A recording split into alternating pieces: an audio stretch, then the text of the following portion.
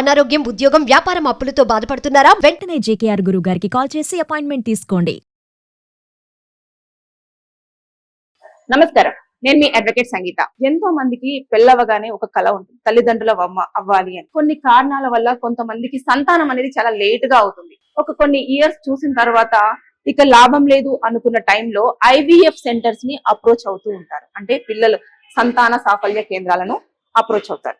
అయిన తర్వాత అక్కడి వాళ్ళు వాళ్ళకు టెస్టులు చేస్తూ ఉంటారు. టెస్టులు చేసిన తర్వాత రెండింటిని ఆఫర్ చేస్తారు. ఒకటి, ఏదైతే ఐవీఎఫ్ ఉంటుందో, అంటే ఎవరైతే భార్యాభర్తలు ఉంటారో వారికి సంబంధించిందే అండం కానివ్వండి, స్పర్మ్ కానివ్వండి తీసేసుకొని ఆ మహిళ యొక్క గర్భసంచిలో పెట్టేసి ఆ పిల్లల్ని కనే విధంగా చేస్తారు. దాన్ని ఐవీఎఫ్ త్రూ చేయడం జరుగుతుంది. అలాగే ఇంకొక మెథడ్ లో ఏంటంటే సరోగేసి. ఒకవేళ తను కన్సీవ్ అయినా సరే ఆ గర్భసంచి మోసే అంత క్యాపబిలిటీ లేదు, పిల్లల్ని కనే అంత శక్తి తన దగ్గర లేదు అనుకుంటే చాలా ఇబ్బంది పడే అవకాశాలు ఉన్నాయి అనుకున్న నేపథ్యంలో వాళ్ళు ఏం చేస్తారంటే, అండము తినదే, తర్వాత నెక్స్ట్ స్పర్మ్ వచ్చేసి వాళ్ళ భర్తది, దాన్ని వేరే వాళ్ళకి, అంటే ఇంకొక పర్సన్, ఒక థర్డ్ పర్సన్ ని చూస్ చేసి వారి గర్భంలోకి పంపించేసి పిల్లల్ని కనడం అనేది సరోగేసి అని అంటారు.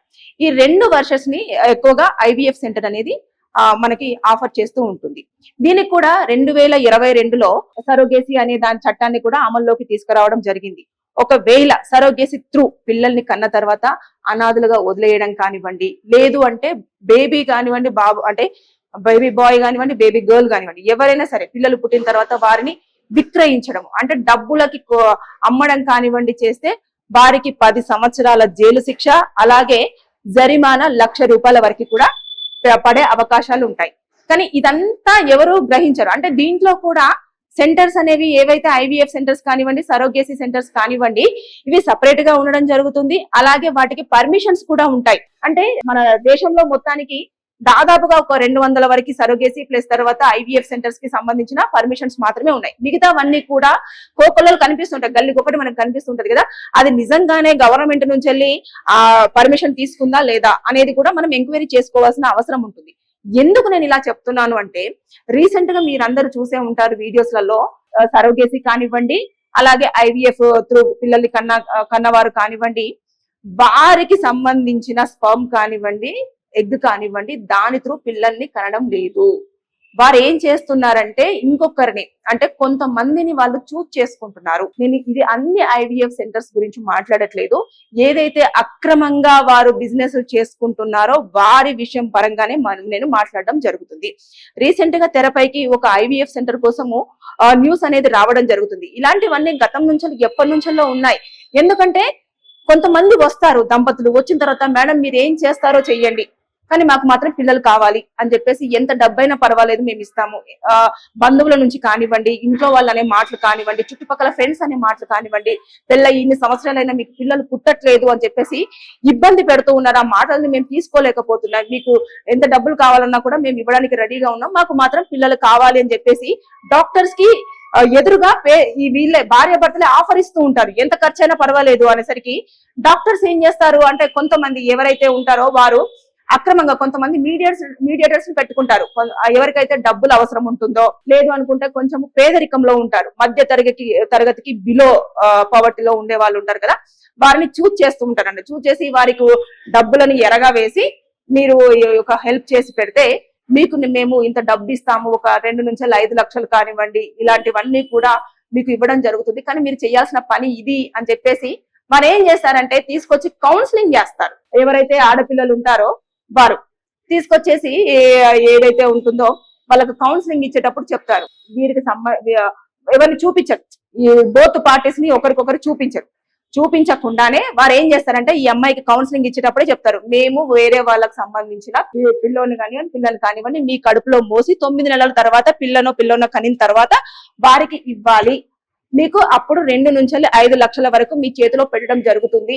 దానికి అంటే ఈ ఏదైతే ప్రెగ్నెన్సీ టైం ఉంటుందో ఆ టైంలో ఉన్న ఫ్రూట్స్ కానివ్వండి, ఫుడ్ కానివ్వండి, మీ మెడికల్ చెకప్స్ కానివ్వండి, అన్ని ఖర్చు లేకుండా మీకు ఒక ఇల్లు, మంచి లగ్జరియస్ ఇల్లు పెట్టేసి అందులో మిమ్మల్ని పెట్టి, మీ వాళ్ళని ఎవరైనా తెచ్చుకోండి, మీరు వాళ్ళతో స్టే చేస్తూనే ఆ 9 నెలలు కూడా వారి కంట్రోల్లోనే మీరు ఉంటారు, మీకు కావాల్సిన డబ్బులన్నీ కూడా వాళ్ళు సమకూరుస్తూ ఉంటారు, చెకప్స్ అన్ని చేపిస్తూ ఉంటారు.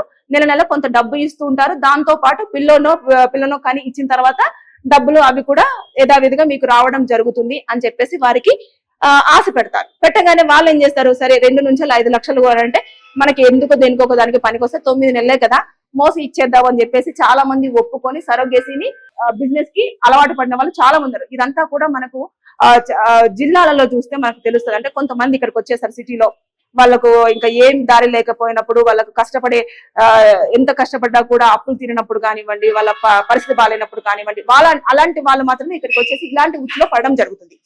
ఇకపోతే ఇది లేడీస్ వరకు సరోగేసీ వరకు మనం తీసేసుకుంటే, కానీ వీళ్ళకు 2 నుంచి 5 లక్షలు చెప్తారు.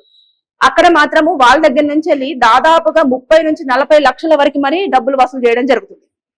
ఇకపోతే ఇది అమ్మాయిల వరకు చూసుకుంటే ఇలా ఉంటే, ఇక అబ్బాయిల విషయానికి వస్తే ఏదైతే దంపతులు వచ్చి మాకు పిల్లలు కావాలి అని అడిగినప్పుడు వాళ్ళ స్పర్మ్ కౌంట్ అనేది తక్కువగా ఉంటుంది కొంతమందిలో. అది డాక్టర్స్ దాన్ని చెప్పరు, మీ పిల్లోనే మేము మీకు ఎలాగైనా సరే మేము కొన్ని టెస్టులు చేస్తాము, కొన్ని ఫుడ్ ఇస్తాము, ఇలా చెయ్యండి అలా చెయ్యండి అని చెప్పేసి వారికి కొన్ని ఫుడ్ హ్యాబిట్స్ అన్ని చెప్పడం కానివ్వండి, మెడిసిన్స్ రాసి ఇవ్వడం కానివ్వండి, కొన్ని టెస్టులు చేయడం కానివ్వండి, వీటన్నిటికీ మళ్ళీ డబ్బులు అవుతూనే ఉంటాయి. ఒక 50,000, 60,000, ₹1,00,000 అలా డబ్బులు అవుతూనే ఉంటాయి. అయిన తర్వాత నెక్స్ట్ ఏం చేస్తారు అంటే, కొన్ని రోజుల తర్వాత మేము ఇప్పుడు మీ ఆవిడ గర్భంలోకి మేము స్పర్మ్ పెడతాము, ఆ మీ పిల్లోడికి సంబంధించింది అని చెప్పేసి, మీ బ్లడ్ కి సంబంధించిందే మీ పిల్లోడే అని చెప్పేసి చెప్తారు. చెప్పిన తర్వాత ఏం చేస్తారంటే, వీళ్ళు ఏదైతే మీడియేటర్స్ ఉంటారని చెప్పాను కదా, కొంతమంది మీడియేటర్స్ పెట్టుకుంటారు బస్ స్టాపులలో, లేదు అంటే కొంతమంది బిచ్చగలలో ఉంటారు, కానీ కొంచెం ఫిట్ గా ఉండే వాళ్ళు కానివ్వండి, ఎలాంటి వాళ్ళు లేకుండా అనాథలు ఉంటారు చూడండి, వాళ్ళను ట్రాప్ చేస్తారు. చేసేసి వాళ్ళకు ఏం చేస్తారంటే ఒక బిర్యానీ, బీరు, కొంచెం మనీ ఇవి ఆఫర్ చేస్తారు. బాబు నీకు నేను బిర్యానీ కొన్ని ఒక 2-3 వేలు డబ్బులు ఇస్తాను, నాకు ఒక పని చేసి పెట్టాలి అని చెప్తారు. చెప్పిన తర్వాత వాళ్ళు ఏం చేస్తారు, అరే ఫ్రీగానే డబ్బులు బిర్యానీ ఇవన్నీ వస్తున్నాయి కదా అని చెప్పేసి ఇమీడియట్ గా సరే సార్ అని చెప్పగానే, నువ్వు చేయాల్సిన పని ఏంటంటే నువ్వు ఈ స్పర్మ్ అనేది డొనేట్ చేయాలి, చేస్తే నీకు డబ్బులు వస్తాయి, ఇలా నువ్వు నీకు నచ్చినప్పుడల్లా వచ్చి చేస్తే కూడా నీకు డబ్బులు వస్తూనే ఉంటాయి అని చెప్పేసి అనగానే, ఫ్రీ మనీ ఏం కష్టమే ఉండదు కదా అని చెప్పి. కానీ వాళ్ళు దానికోసం ఏం చేస్తారంటే 18+ అనే వీడియోస్ ని వాళ్ళకి చూపిస్తారు. చూపించిన తర్వాత దాని వల్ల వచ్చే స్పర్మ్ ని వాళ్ళు కలెక్ట్ చేసుకొని వాటిని ఈ దంపతులు ఎవరైతే వస్తారో, పిల్లలు పుట్టరు, మీకు పుట్టలేని సిచ్యువేషన్ ఉంది, అసలు మీకు పిల్లలు కలిగే అవకాశమే లేదు అన్న వాళ్ళ, అంటే ఇప్పుడు భర్తకి ఇబ్బందో భార్యకి ఇబ్బందో ఉన్నా కూడా వాళ్ళు దాన్ని చెప్పకుండా దాచిపెట్టేసి వేరే వాళ్ళ స్పర్మ్ అనేది వాళ్ళ గర్భసంచిలోకి పంపించేసి పిల్లల్ని కనే ప్రాసెస్ ను కూడా చేస్తున్నారు. దానికోసం వీళ్ళు లక్షలలో డబ్బులు ఇక్కడ వసూలు చేస్తుంటే వీళ్ళకి ఇస్తుంది ఒక 1,000, 2,000, 3,000 రూపీస్ ఒక బిర్యానీ. ఎవరు అబ్బాయిలకి, అమ్మాయిలకైతే 2 నుంచి 5 లక్షలు సరోగేసీ అంటున్నారు. వీళ్ళు తీసుకునేది మాత్రం 30 నుంచి 40 లక్షలు.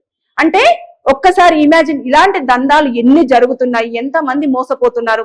ఇలా అమ్ముకుంటున్నది ఎంత క్రైమ్ అని అంటే, వీరి మీద గనక కేసు ఫైల్ అయితే మొత్తం దాదాపుగా 10 సంవత్సరాలు జైలుకు వెళ్లాల్సి ఉంటుంది. అంతేకాకుండా జరిమానా కూడా కట్టాల్సి ఉంటుంది. ఇంకా వాళ్ళు బయటకు వచ్చే పరిస్థితి ఉంది. ఎందుకంటే పిల్లలను అమ్ముకోవడము, తర్వాత నెక్స్ట్ వారికి తెలియకుండా, వారి కన్సర్న్ లేకుండా వారిని మోసం చేయడం, చీటింగ్ చేస్తున్నారు అక్కడ. అంటే మీ పిల్లలే అని చెప్తున్నారు కానీ వారికి సంబంధించిన పిల్లలు కాదు అని తెలిసిన తర్వాత వారు క్రిమినల్ కేసు, ఇది మొత్తం కూడా క్రిమినల్ కేసు కిందికి క్యాలిక్యులేట్ అవ్వడం జరుగుతుంది. అంటే ఇలా కొన్ని IVF సెంటర్స్ మాత్రం ఇలా చేస్తున్నాయి. ఇప్పుడు రీసెంట్ గా చూస్తే ఎవరిదో సర్టిఫికేట్, ఇప్పుడు డాక్టరేట్ వేరే వాళ్ళకు ఉంటే వారి పేరు మీద డాక్టర్ కాకపోయినా, అసలు వాళ్ళకి ఎలాంటి నాలెడ్జ్ లేకపోయినా కూడా అలాంటి సెంటర్స్ రన్ చేస్తూ కొన్ని లక్షలలో కోట్లలో డబ్బులు సంపాదిస్తున్న వారు ఉన్నారు. ఎందుకంటే నవే డేస్ లో ఫుడ్ హ్యాబిట్స్ కానివ్వండి, వర్క్ ప్రెషర్ కానివ్వండి, డిప్రెషన్ కానివ్వండి, ఇలాంటి పని ఒత్తిడిల వల్ల ఎక్కువ మందికి పిల్లలు అనేది చాలా ఆలస్యం అవుతుంది, మ్యారేజెస్ కూడా లేట్ అవుతున్నాయి. దాని నేపథ్యంలో పిల్లలు కూడా కలగకపోవడం వల్ల IVF సెంటర్స్ ని ఎక్కువగా అప్రోచ్ అవుతున్నారు. అప్రోచ్ అవడం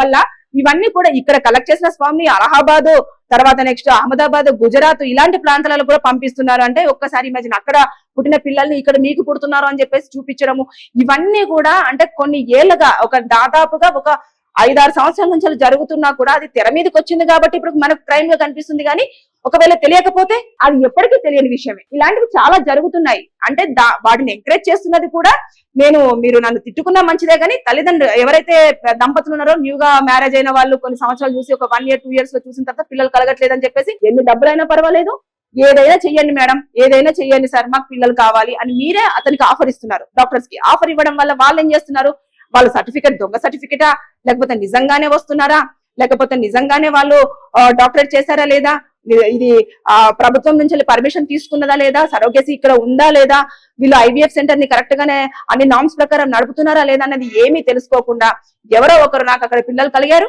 ఇమీడియట్ గా మౌత్ పబ్లిసిటీ తోటి వచ్చేయడము, మీరు కూడా పిల్లలు కదా, కానీ వారు మీ పిల్లలా కాదన్నది ఒక క్వశ్చన్ మార్కే ఇప్పుడు ప్రస్తుతం చూస్తుంటే. కానీ ఏదేమైనా సరే మీరు ప్రతిదీ ఎంక్వైరీ చేసుకున్న తర్వాతనే, ప్రతిదీ చూసుకున్న తర్వాతనే డబ్బులు పోతున్నాయి కరెక్టే, పిల్లలు వస్తున్నారు, కానీ వారి ఎవరి పిల్లలు ఏంటి, రేపటి ఫ్యూచర్ లో ఏమైనా ఇబ్బందులు రాకుండా ఉండాలంటే ముందుగానే అన్ని విధాలుగా మీకు ఇష్టమైతే ఎవరు ఏమి అనరు ఇద్దరు కన్సర్న్ తోటి.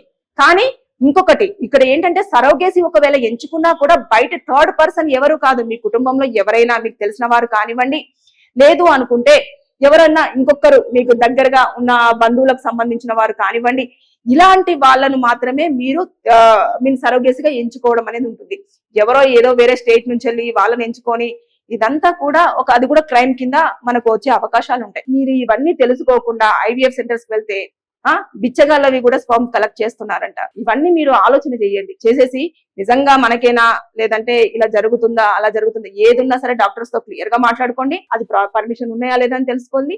ఇవన్నీ నామ్స్ అనేవి మొత్తం చదువుకొని అందరిని ఒకసారి ఎంక్వైరీ చేసి, మనకు టైం ఉండట్లేదు, నేను కాదనట్లేదు, ఇప్పుడున్న బిజీ షెడ్యూల్ లో ఎవరికి టైం ఉండదు, కానీ ఆ ఉన్న టైంలోనే మీరు పిల్లల కోసం అంత ఆవేదన పడుతున్నప్పుడు దానికి సంబంధించింది కూడా ఖచ్చితంగా మీరు ఎంక్వైరీ చేసుకోవాలన్న ఒక చిన్న పాయింట్ మర్చిపోతున్నారు. మర్చిపోకుండా డబ్బులు లక్షలు పెడుతున్నారు. కొన్ని సందర్భాలలో ఏదైతే ఐవీఎఫ్ చేస్తారో ఐవీఎఫ్ చేసిన తర్వాత కూడా ఫెయిల్ అయిన సందర్భాలు ఉంటాయి. మళ్ళీ తర్వాత దానికి మళ్ళీ ప్రాసెస్ అని చెప్పేసి మళ్ళీ ఒక 60,000 70,000 తీసుకుంటూ ఉంటారు. అంటే డబ్బులు మాత్రం కోకలలు. మీరు ఒక బాబుని కానీ 9 నెలల్లో మొత్తం కంప్లీట్ చేసేసుకొని మీరు ఐవీఎఫ్ త్రూ బిడ్డను కనాలి అంటే దాదాపుగా ఒక 60 లక్షల వరకు కూడా మీరు పెట్టే సందర్భాలు కూడా కొంతమంది చూస్తూ ఉన్నాం. ఇలాంటి కేసులు చాలా వరకు ఫైల్ అవుతున్నాయి, కానీ మీకు బయటకు తెలియదు కాబట్టి ఇవన్నీ ఎవరికి తెలియట్లేదు. కానీ ఇప్పుడు తెర మీదకి ఒకటి వచ్చింది కాబట్టి ఏదో అంటున్నారు, అంటే వాళ్ళు డిఎన్ఏ టెస్ట్ చేయించుకున్నారు.